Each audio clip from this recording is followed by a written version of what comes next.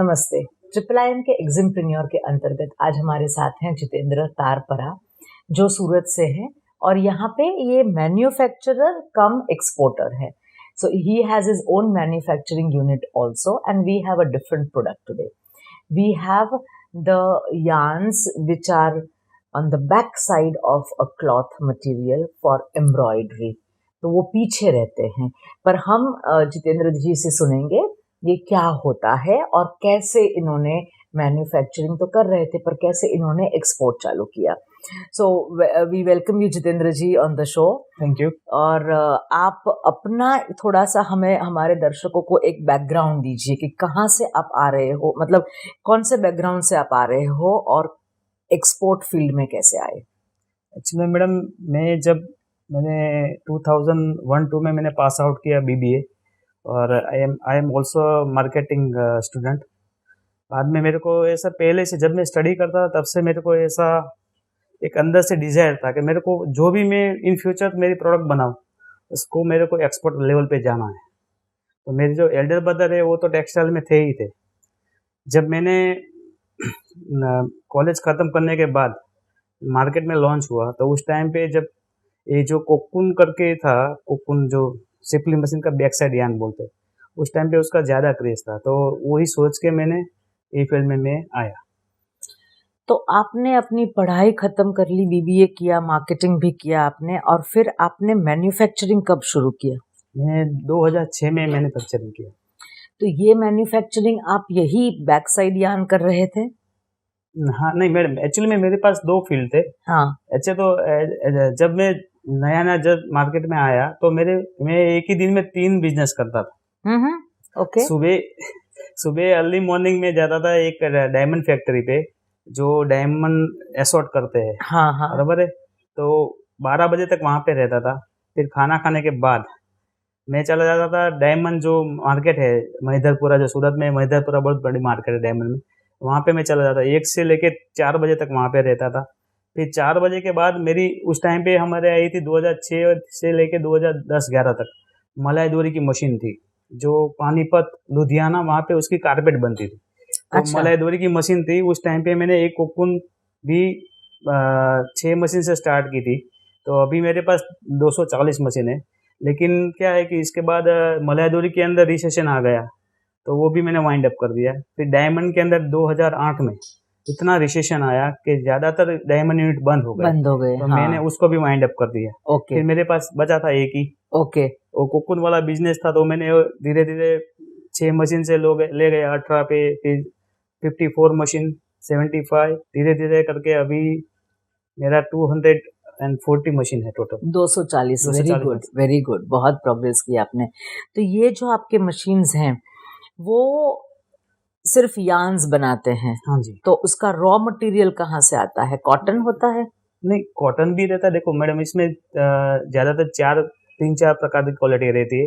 सबसे पहले पॉलिस्टर आता है, पॉलिस्टर डाइड भी आता है, स्पंज पॉलिस्टर आता है और कॉटन भी आता है, नायलॉन भी आता है। मतलब में 6-7 प्रकार की क्वालिटी रहती है। वो डिपेंड करती है कि अब मेरी पार्टी को क्या रिक्वायरमेंट रहती है, इसके हिसाब से हम उसको सप्लाई करते हैं। ओके। तो आप ये यार्न्स बना के उनको भेजते हो? हाँ जी। ये आपका रॉ मटेरियल जो भी होता है उसके यार्न्स बना के और उनके ऊपर वो एम्ब्रॉयडरी करते हैं। ये नीचे कपड़े के नीचे रख के उसके ऊपर एम्ब्रॉयडरी करते हैं। ज्यादातर हम देखते हैं कि नीचे कपड़े के नीचे कुछ स्टार्च जैसे स्टार्च वाले वाइट। हाँ। Just minute. बेसिकली क्या होता है कि जो मेरी जो प्रोडक्ट है ना एकदम एक्यूरेसी वाली है। मतलब मैं ये वेस्टेज परसेंटेज यदि हम ध्यान नहीं देते हैं ना तो वेस्टेज बहुत बढ़ जाती है। कि समझ लो हमारा 40 mm का लेंथ है तो 40.5 mm तक चलता है, 41 चला गया तो फिर वो हमारा वेस्ट पड़ गया। अच्छा। इसका जो बीच वाला पोर्शन है, जो इसकी विड्थ है, तो विड्थ भी 0.5 mm भी बढ़ गया तो वो हमारे वेस्ट चले जाते हैं। मतलब एकदम परफेक्शन वाली चीज़ है। ओके। ऐसे इसकी कोई प्रोसेस नहीं है। हम क्या एक केमिकल प्रोसेस करते हैं। एक्चुअल में 5 किलो का यार्न का गोला है, उसमें से हम 4-4 ग्राम की छोटी छोटी बॉबिन ही बनाते हैं। लेकिन अच्छा। इसके बीच में जो केमिकल प्रोसेस करते हैं और जो हमारी जो मेजरमेंट है ना वो परफेक्ट होनी जरूरी है। तो इसके चलते ये बॉबिन बनने के बाद जो आप बता रहे थे वही कि जैसे वर्क करते हैं तो जो वर्क वाला फ्रंट यहाँ रहता है, इसको पकड़ने के लिए नीचे सपोर्टिंग धागा चाहिए, वरना कपड़ा फट जाए। फट भी जाए और वो पकड़ेगा ही नहीं ऊपर। हाँ। सब जो मेन धागा उसको पकड़ेगा ही नहीं तो डिजाइन तो बनेगी ही नहीं ना। जैसे हम ज्यादातर हर एक घर में ज्यादा देखते हैं जो सिंगल हेड की मशीन आती है, सिंगल हेड की जो स्विंग मशीन आती है, उसमें क्या करते हैं हम के नीचे एक रील गोल जो रिंग है, हाँ, वो नीचे डालते हैं, डालते हैं। सेम वही काम मेरी प्रोडक्ट करती है, लेकिन इसके लिए 21, 22, 26 मीटर लंबी मशीन आती है। इसके अंदर ये बैक साइड में डालते हैं और वही काम करती है जो सिंगल हेड मशीन जो ज्यादा घर में या टेलर के पास रहती है, वही काम यही करती है। अच्छा, पर ज्यादातर एम्ब्रॉयडरी वाली चीजों में यूज होती है, मशीन एम्ब्रॉयडरी वाली इसके अंदर ही यूज होता है। या तो आपने इसमें अभी कब से आप ये बिजनेस में एक्सपोर्ट करना शुरू किया आपने? एक्चुअली मैडम मैं एक्सपोर्ट करना तो जैसे मैंने आपको बताया कि जब मैं कॉलेज पास आउट होके जब मैं मार्केट में नया नया आया तो मेरे को पहले से ही डिजायर थी, तो फुल करने के लिए मेरे पास कोई ऐसा प्लेटफॉर्म नहीं था। मैं प्रोडक्ट तो क्वालिटी प्रोडक्ट बनाता था, क्योंकि यहाँ पे डोमेस्टिक लेवल पे मेरा जयपुर, मुंबई, दिल्ली और यहाँ सूरत का जो मेजोरिटी सूरत का मार्केट भी मैं अचीव कर लिया हूँ। लेकिन जो मेरी एक्सपोर्ट की डिजायर थी ना, तो ऐसे मेरे को प्रॉपर वे या प्रॉपर प्लेटफॉर्म नहीं मिल रहा था कि किसके थ्रू हम एक्सपोर्ट करें। लेकिन मेरे को ये IIIM का एक मेरे फ्रेंड ने ही सजेस्ट किया था कि तुम IIIM में जाओ और यहाँ पे एक गाइडलाइन लेके प्रॉपर वे पे जाओ तो आपको समझ में आया। तो फिर IIIM में अपने जो सर है विरल सर, विरल शाह, यस, उनसे मुलाकात हुई। तो मैं बोला कोई बात नहीं, कुछ हार्डली कुछ 8 या 9 लेक्चर थे तो मैंने अटेंड किया और उसके चलते ही मेरा ये स्टार्टअप हो गया है। ओके, विरल सर ने आपको प्रोत्साहित किया। Very good. तो मैं ये पूछना चाहूंगी कि आप इस फील्ड में ही थे तो आपको क्वालिटी और आप ही सप्लायर हो, क्योंकि आप मैन्युफैक्चरर हो और आप ही की प्रोडक्ट आगे जा रही है, तो इसमें आपने जो बायर ढूंढे, क्योंकि आपकी तो प्रोडक्ट फिक्स थी, आपको क्वालिटी पता है, तो आपने जो बायर ढूंढे वो कैसे ढूंढे? एक्चुअली मेरे को यहाँ से ही सर ने, विरल सर ने और बाकी जो सर, मेरे को एग्जैक्ट नाम तो नहीं पता, हरेश सर थुले और विरल सर और बाकी जी बाहर से कोई गेस्ट लेक्चर के तौर पे आते थे। तो वो लोग ने हमको प्रॉपर टीचिंग किया कि भाई तुम लोग ऐसे ऐसे बायर फाइंड आउट कर सकते हो। तो वो जो जैसे जैसे वो लोग ने वेबसाइट दिया था या जो वेबसाइट के ऊपर से हमने फाइंड आउट किया, तो ऐसे मेरे को बायर मिला। क्योंकि मेरे बेसिकली हम देखें ना तो थाईलैंड और इंडोनेशिया और बांग्लादेश, वो हमारा जो प्रोडक्ट है ना उसका बिग मार्केट वहाँ पे है। तो मैंने विरल सर को ऐसा बोला, सर मेरे को ये पता है कि मेरे ये 3 कंट्री में एक्सपोर्ट हो रहा है, हाँ, लेकिन कैसे हो रहा है मेरे को आइडिया नहीं है। हाँ, तो बोले एक काम करो, जैसे वो लोग हमको गाइड करते गए, बाद में क्या लास्ट में जो 2 लेक्चर आते हैं वो प्रैक्टिस सेशन जैसे रहते हैं। हाँ, तो सर बोले कि तुम एक काम करो ना, ऐसे ऐसे आप कीवर्ड डाल के फाइंड आउट करो, तुमको मिलेगा। तो फिर थोड़ा बहुत वर्कआउट यहाँ पे किया, यहाँ से फिर लास्ट में कोई कॉल जैसा कोई सेशन रहता है, हाँ, जैसे बायर को हम कॉल करते हैं, प्रैक्टिकल सेशन जो बोलते हैं। हाँ। तो ऐसे उस टाइम पे लास्ट वाला सेशन था, तो हमने 1-2 यहाँ से ही थाईलैंड में हमने कॉल भी किए, टर्की में भी किए। तो ऐसे मतलब क्या है कि हम लोगों को पता रहता है कि हमको एक्सपोर्ट करना है, लेकिन कैसे करना है वो तो वे नहीं रहता है। तो जैसे सर ने हमको टीचिंग दिया कि भाई तुम ये वैसे चल सकते हो, तो फिर हमने इसके बाद हमारे प्रैक्टिस भी चालू किया। मेरे कहने का मतलब ये है कि जब तक हमको पता है, लेकिन कैसे जाने का जो मीडिएटर है वो नहीं था, तो वो IIIM है ना, वो हमारा मीडिएटर हुआ, तो उसके चलते हमको ज़्यादा बूस्टिंग मिल गया इसमें। तो फिर आपने बायर कैसे ढूंढा फाइनली?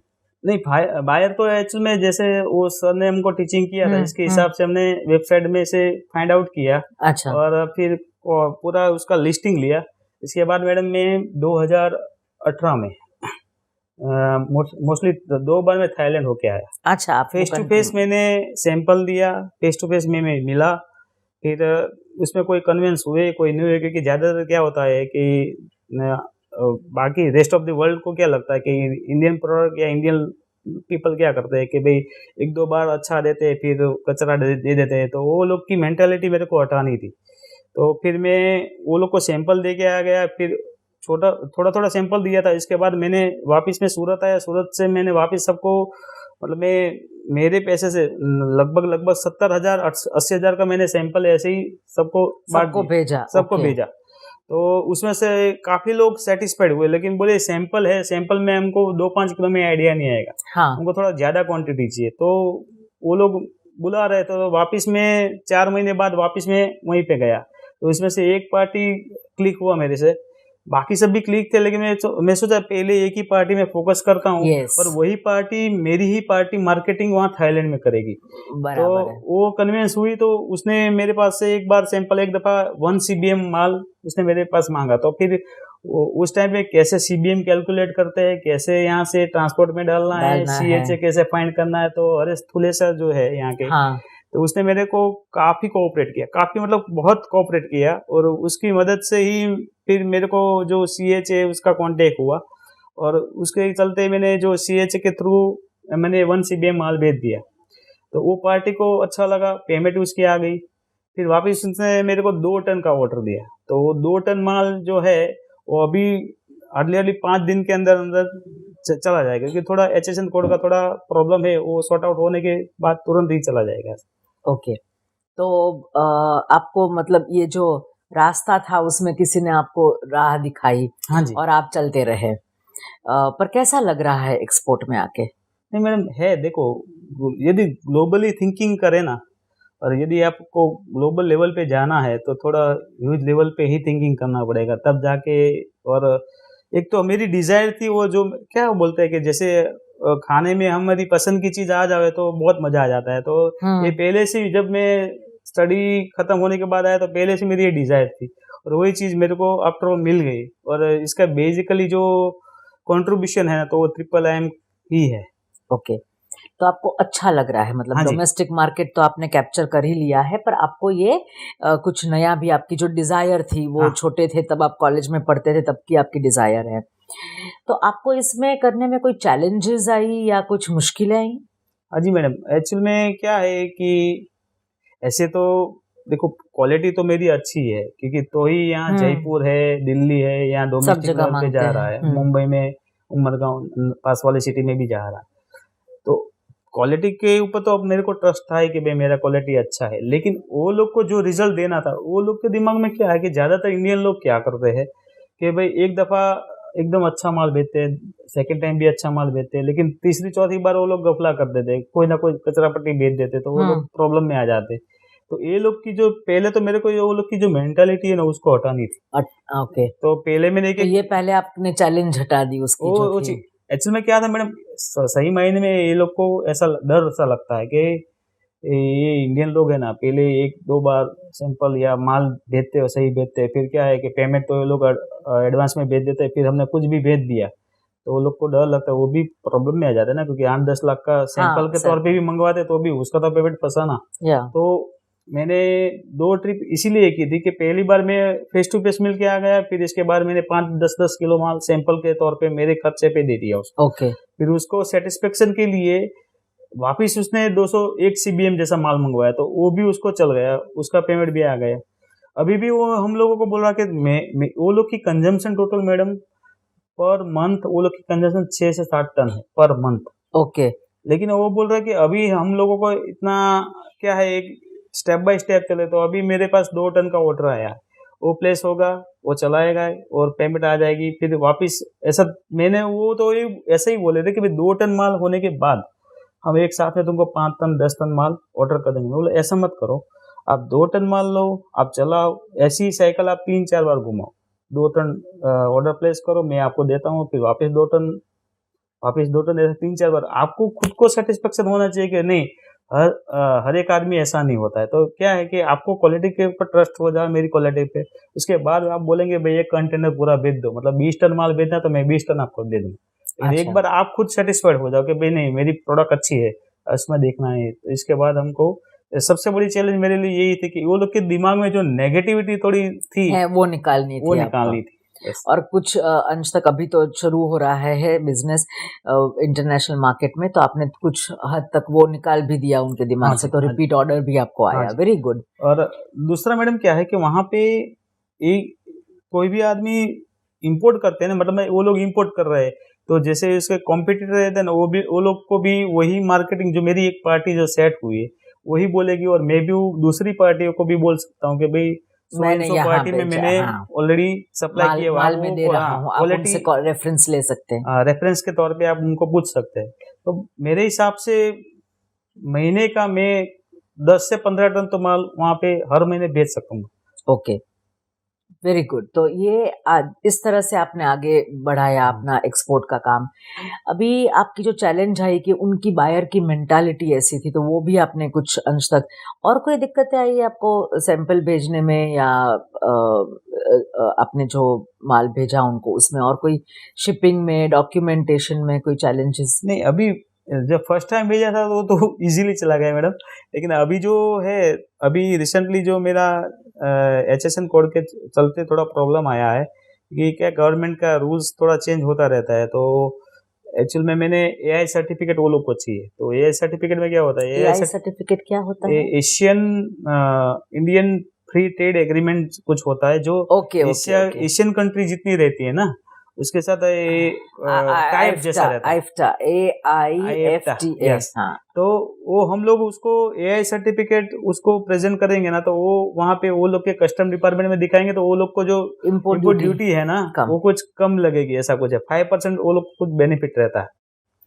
तो AI सर्टिफिकेट में मेरा HSN कोड जो है, मेरे टेक्सटाइल कमेटी वाले जो ऑफिसर है यहाँ सूरत के, उसने एग्जैक्ट जो मेरी प्रोडक्ट है वही दिया है, और मेरा जो लाइसेंस है, एक्सपोर्ट लाइसेंस है, उसमें HSN कोड मेरा अलग दिखा, मतलब मेंशन किया हुआ है। तो अभी मेरे जो रुका हुआ है वो अमेंडमेंट के चक्कर में रुका है, क्योंकि वो IEC में आपको अमेंडमेंट मिसमैच हो रहा है, मैच नहीं हो रहा है। तो फिर मेरे जो शिपिंग लाइन वाले थे, तो उसका फोन आया कि भाई ये दोनों मैच नहीं हो पा रहा है, तो ये जाएगा नहीं, प्रॉब्लम करवाएगा। तो आज जस्ट मैं गया था DGFT में, तो मैं सर को मिला, तो मैं देखो सर ऐसा प्रॉब्लम है, और अभी क्या है कि थोड़ा रूल्स चेंज हुआ है कि अमेंडमेंट हम तभी कर पाएंगे जैसे हमारा लाइसेंस का वैलिडिटी खत्म होता है, तो वो लोग एक नोटिफिकेशन भेजते हैं, और अमेंडमेंट करवाना नोटिफिकेशन आने के बाद ही हम अमेंडमेंट करवा सकते हैं। लेकिन मैंने सर को रिक्वेस्ट किया कि सर इसके चलते, सिर्फ अमेंडमेंट के चलते हमारी प्रोडक्ट रुक रही है, तो आप थोड़ा इसको देखो ना। तो बोले कोई बात नहीं, एक काम करो, तुम अभी अमेंडमेंट करवा लो, जब भी इन फ्यूचर नोटिफिकेशन आएगा तो हम बोल देंगे भाई इसको ये प्रॉब्लम था, इसलिए हमने अमेंडमेंट करवा दिया। तो ये अमेंडमेंट के लिए मैंने आज फीस जो वगैरह जो प्रोसीजर है वो खत्म कर दिया, हार्डली 2 दिन में वो खत्म हो जाएगी। DGFT ने आपको बहुत हेल्प की। वेरी गुड, DGFT ने आपको हेल्प की और आपने वहां जाके ये बहुत अच्छा। तो ये अभी आपका प्रॉब्लम सॉल्व हो चुका। ओके, तो आपका 3-4 दिन में वो कंटेनर भी चला हार्डली बस 4-5 दिन में चला जाएगा। Very good. अभी आप हमें हमारे दर्शकों के जो नए एक्सपोर्टर बन रहे हैं, हमारे बहुत सारे स्टूडेंट्स, उनको कुछ मैसेज देना चाहेंगे?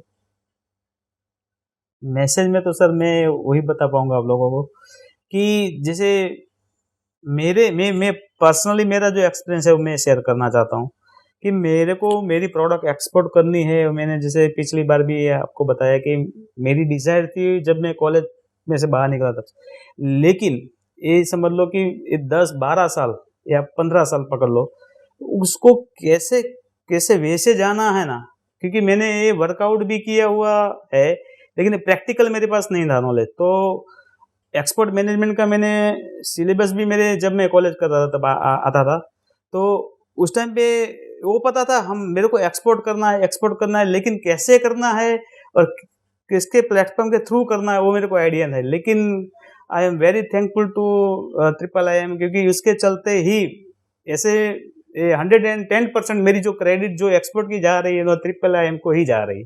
और स्पेशली थैंक टू विरल शाह एंड हरीश दूले, क्योंकि इसने बहुत मतलब सपोर्ट किया है मेरे को ये लाइन अप करने के लिए ऐसा। तो थैंक यू सो मच। तो आप मैसेज क्या देंगे हमारे स्टूडेंट्स को? बस आप यदि कहीं ना कहीं एक्सपोर्ट करने में या इंपोर्ट करने में कहीं ना कहीं आप रुक रहे हो या आपका काम रुक रहा है, तो आपको IIIM में जाना चाहिए मेरे हिसाब से। क्योंकि यही प्रॉपर वे है कि जो अपने को प्रॉपर गाइड करके अपने को रास्ता आगे का क्लियर कर सकते हैं। हाँ, IIIM मिशन गोल्डन बर्ड के अंतर्गत भी बहुत सारे एक्सपोर्टर्स को प्रोत्साहित करती है। हमारे यहाँ हेल्प डेस्क भी हैं और आई सपोर्ट भी हैं, जिससे स्टूडेंट्स हमारे वापस हमारे साथ जुड़ सके और हम उनको गाइडेंस देते हैं। तो हम जितेंद्र जी का बहुत बहुत शुक्रिया करेंगे। Thank you madam. आपने बहुत अच्छी प्रोडक्ट, एक नई प्रोडक्ट हमें दी, तो थैंक यू वेरी मच और थैंक यू वेरी मच।